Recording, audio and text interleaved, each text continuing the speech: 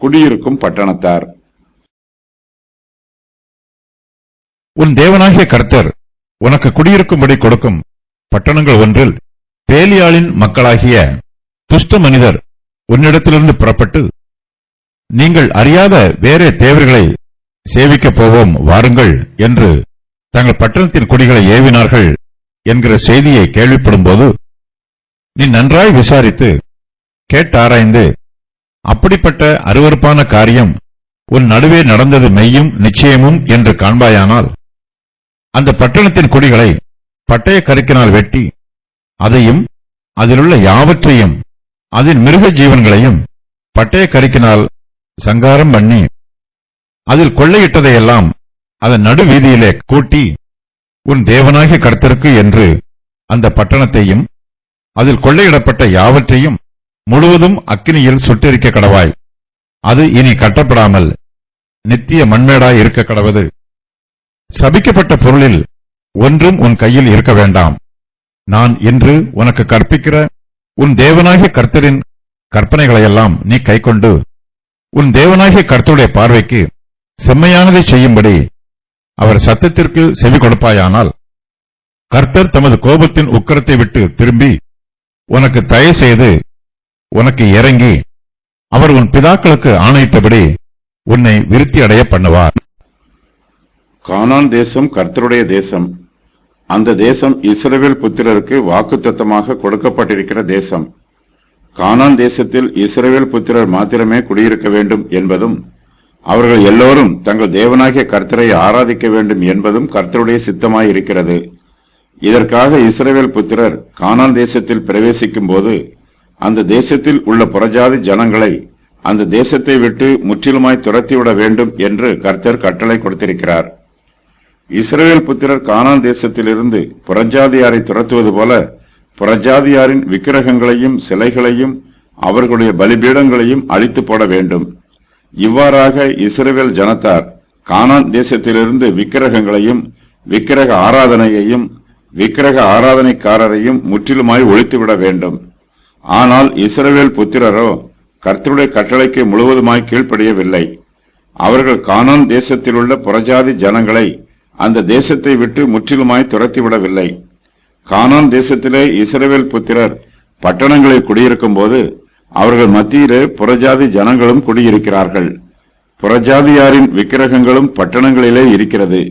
புறஜாதியார் கானான் தேசத்தில் உள்ள பட்டணங்களில் தங்கள் விக்கிரகங்களை ஆராதிக்கிறார்கள். இவ்வாறாக கானான் தேசத்திலே கர்த்தரை ஆராதிக்கிற ஆராதனையும் நடைபெறுகிறது, விக்கிரகங்களை ஆராதிக்கிற விக்கிரக ஆராதனையும் நடைபெறுகிறது. கானான் தேசத்தில் இருக்கிற விக்கிரக ஆராதனைக்காரரை மோசே பேலியாளின் மக்கள் என்றும் அவர்கள் துஷ்ட மனுஷர் என்றும் சொல்லுகிறார். மோசே இஸ்ரவேல் புத்திரரை நோக்கி, உன் தேவனாகிய கர்த்தர் உனக்கு குடியிருக்கும்படி கொடுக்கும் பட்டணங்கள் ஒன்றில் பேலியாளின் மக்களாகிய துஷ்ட மனுஷர் உன்னிடத்திலிருந்து புறப்பட்டு, நீங்கள் அறியாத வேறே தேவர்களை சேவிக்க போவோம் வாருங்கள் என்று தங்கள் பட்டணத்தின் குடிகளை ஏவுவார்கள் என்று சொல்லுகிறார். பேலியாளின் மக்களாகிய துஷ்ட மனுஷர் வாசம் பண்ணுகிற பட்டணம் இஸ்ரவேலின் காணியாட்சிக்கு உட்பட்ட பட்டணமாக இருக்கிறது. இஸ்ரவேலின் நியாயாதிபதிகளே இந்த பட்டணத்தை நியாயம் விசாரிக்க வேண்டும். இந்த பட்டணத்தில் உள்ள ஜனங்கள் ஒரு காலத்தில் இஸ்ரவேலின் தேவனாகிய கர்த்தரை மாத்திரமே ஆராதித்தார்கள். ஆனால் அவர்கள் இப்போது கர்த்தரை விட்டு விலகி புறஜாதியாரின் அந்நிய தெய்வங்களையும் அவர்களுடைய விக்கிரகங்களையும் ஆராதிக்கிறார்கள். புறஜாதியார் இஸ்ரவேல் புத்திரருடைய பட்டணங்களில் வாசம் பண்ணுவதனால் அவர்கள் மூலமாக இஸ்ரவேல் புத்திரர் மத்தியிலே விக்கிரக ஆராதனை பிரவேசித்திருக்கிறது. விக்கிரக ஆராதனை கொஞ்சம் கொஞ்சமாக பரவி இப்போது அந்த பட்டணம் முழுவதிலும் நிரம்பி இருக்கிறது. விக்கிரக ஆராதனையை கட்டுப்படுத்தாமல் அப்படியே விட்டுவிட்டால் ஒரு பட்டணத்தில் காணப்படுகிற விக்கிரக ஆராதனை மற்ற பட்டணங்களுக்கும் பரவும். விக்கிரகங்களை ஆராதிக்கிறவர்கள் இஸ்ரவேல் புத்திரர் அறியாத வேறே தேவர்களை சேவிக்க போவோம் வாருங்கள் என்று தங்கள் பட்டணத்தின் குடிகளை ஏவுவார்கள். விக்கிரக ஆராதனைக்காரர்கள் பேலியாளின் மக்களாயிருக்கிறார்கள். கிறிஸ்துவுக்கும் பேலியாளுக்கும் இசைவேது. அவிசுவாசியுடனே விசுவாசிக்கு பங்கேது. பிசாசின் பிள்ளைகளே பேலியாளின் பிள்ளைகளாய் இருக்கிறார்கள். பேலியாளின் மக்கள் கர்த்தருடைய ஜனத்தை விக்கிரக ஆராதனை செய்யுமாறு ஏவுகிறார்கள் என்னும் செய்தியை இஸ்ரவேல் புத்திரர் கேள்விப்படும் போது அவர்கள் மிகவும் எச்சரிப்பாய் இருக்க வேண்டும். இப்படிப்பட்ட துர்ச்செய்தியை கேட்டும் கேளாதவர்கள் போல இருக்கக்கூடாது.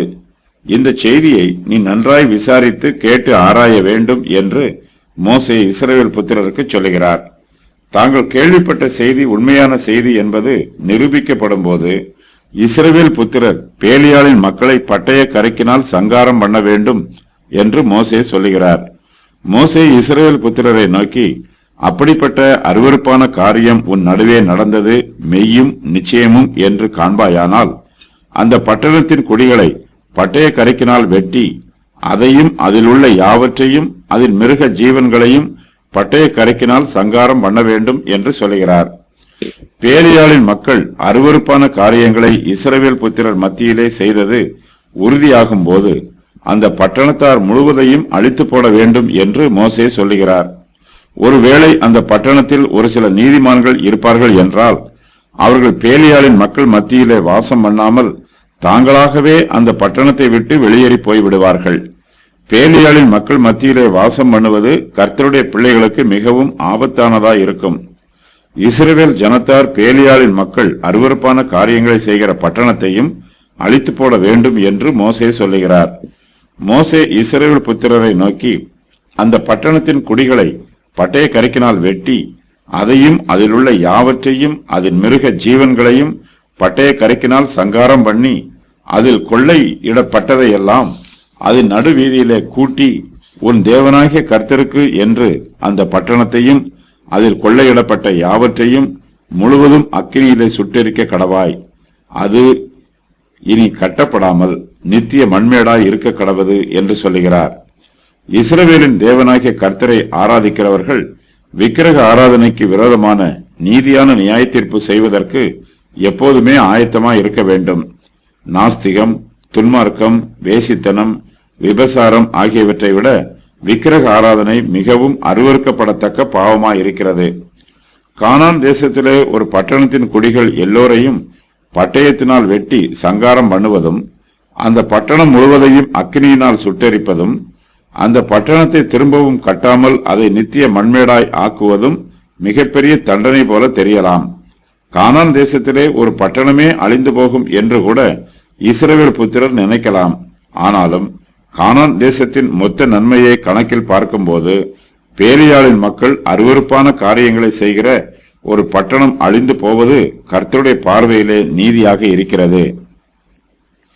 விக்கிரக ஆராதனைக்காரர்கள் மனுஷருடைய தண்டனைகளிலிருந்து தப்பித்தாலும் அவர்கள் கர்த்தருடைய நீதியான ஆக்கினை தீர்ப்புக்கு தப்பிக்க முடியாது. கானான் தேசம் முழுவதும் அழிந்து போகாமல் அதை பாதுகாப்பதற்காக கர்த்தர் பேலியாளின் மக்கள் அருவருப்பான காரியங்களை செய்கிற பட்டணத்தை அழித்து போட சித்தம் கொள்கிறார். பேலியாளின் மக்களுடைய பொருட்கள் எல்லாமே சபிக்கப்பட்ட பொருட்களாக இருக்கிறது. அந்த பட்டணத்தில் கொள்ளையிடப்பட்ட யாவற்றையும் இஸ்ரவேல் புத்திரர் முழுவதுமாய் அக்கினியிலே சுட்டெரிக்க வேண்டும். சபிக்கப்பட்ட பொருளில் ஒன்றும் உன் கையில் இருக்க வேண்டாம் என்று மோசே இஸ்ரவேல் புத்திரருக்கு சொல்லுகிறார். சபிக்கப்பட்ட பொருளை ஆகான் தனக்காக எடுத்துக்கொண்டு பாவம் செய்தான். இதுபோன்ற பாவம் இஸ்ரவேல் புத்திரர் மத்தியிலே காணப்படக்கூடாது என்பதற்காக இந்த பிரமாணம் சொல்லப்பட்டிருக்கிறது.